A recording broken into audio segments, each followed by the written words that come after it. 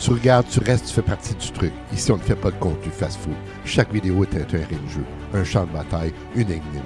Tu veux juste cliquer, passe ton chemin. Tu veux comprendre, rire, cogner, réfléchir, alors reste jusqu'au bout. Et si t'es encore là à la fin, t'es pas juste un abonné, t'es un complice. Bonjour, bienvenue à Gilles Presse. Aujourd'hui, Groenland, la nouvelle bataille pour le contrôle du monde. Le Groenland est en train de devenir l'endroit le plus stratégique de la planète. Pas dans 10 ans, pas dans 50 ans, maintenant, et ce qui joue là-bas pourrait décider de ce qui dominera le 21e siècle.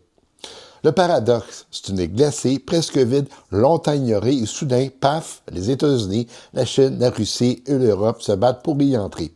Pourquoi ce territoire oublié attire les superpuissances? C'est ce qu'on va décortiquer ensemble. Restez jusqu'à la fin. On va pas se faire un cours. On va mener une enquête sur un territoire immense, fragile, convoité, et sur un futur qui se joue dans le silence. Reste avec moi, tu vas voir tout sans boîte. Un géant presque vide. Le Groenland, c'est plus de 2 millions de kilomètres carrés et seulement 56 000 habitants. Une densité si faible que certaines régions n'ont jamais été cartographiées en détail. Un territoire gigantesque, sans population pour la défendre. Et ça, dans le langage géopolitique, c'est une invitation. Le vide stratégique, quand un territoire est immense, riche, vulnérable et peu peuplé, il attire. Et le Groenland attire comme jamais, parce qu'il est en train de changer, littéralement. Et pourquoi il change? La glace fond, la carte du monde change. Le réchauffement climatique ouvre des routes maritimes qui n'existaient pas avant. La route du Nord, longtemps humide, devient navigable plusieurs mois par année. Et cette route pourrait réduire de 40% le temps de transport entre l'Europe et l'Asie. Dans un monde où la logistique est une arme, ça change tout. Le commerce du futur, imaginez, contourner Suez, contourner Panama, éviter les zones de tension, le Groenland devient une porte vers un nouvel océan navigable, et celui qui contrôle cette porte contrôle une partie du commerce mondial. Les ressources, elles, sont sous la glace. Sous la glace, il y a un trésor, des terres rares, du nickel, du cobalt, de l'uranium, du zinc, du cuivre. Tout ce dont le monde moderne a besoin pour ses batteries, ses technologies, ses armées.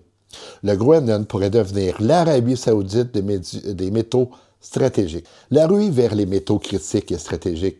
La Chine veut sécuriser ses chaînes d'approvisionnement. Les États-Unis veulent empêcher Pékin d'y accéder. L'Europe veut réduire sa dépendance. Et le Groenland, lui, veut développer son économie sans se faire avaler. Un équilibre presque impossible. Les États-Unis, c'est un vieux rêve américain. En 1946, Washington a proposé 100 millions de dollars pour acheter le Groenland. Le Danemark a refusé, mais les États-Unis ne sont jamais partis. La base de Thulé, au nord, surveille la Russie, protège l'Amérique et verrouille l'Arctique. Pour Washington, le Groenland n'est pas un voisin, c'est un bouclier stratégique.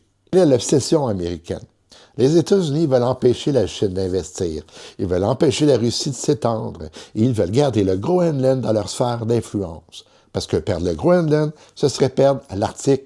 Et perdre l'Arctique, ce serait perdre une partie du futur. La Chine, elle, avance en silence. La Chine n'a pas de frontière avec l'Arctique, mais elle investit comme si elle en avait une. Aéroports, ports, mines, infrastructures. Pékin veut une place dans l'Arctique. Et le Groenland est sa porte d'entrée. La stratégie chinoise. Pékin ne cherche pas à acheter le Groenland. Elle cherche à l'attacher économiquement, à créer une dépendance, à devenir indispensable, une stratégie douce mais redoutablement efficace. La Russie, elle, surveille. La Russie militarise déjà l'Arctique. Bases aériennes, sous-marins nucléaires, missiles hypersoniques, brise-glace militaires. Pour Moscou, l'Arctique est un front stratégique et le Groenland est un point d'observation, un endroit où les mouvements américains et chinois se croisent. Le Groenland est au milieu du jeu géopolitique. Et au centre de tout ça, un peuple inuit qui rêve d'indépendance, un gouvernement qui veut contrôler ses ressources et un territoire qui attire des géants capables de l'écraser.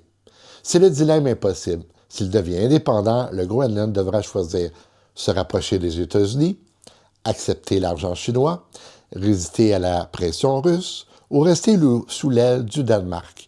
Chaque choix a un prix et aucun n'est sans risque. Le futur, dans le fond, se joue ici.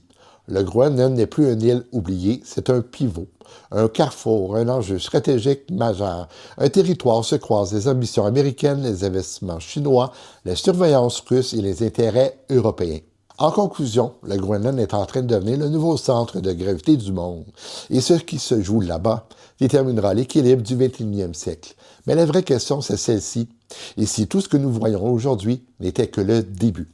C'était Gilles Deprez. Merci.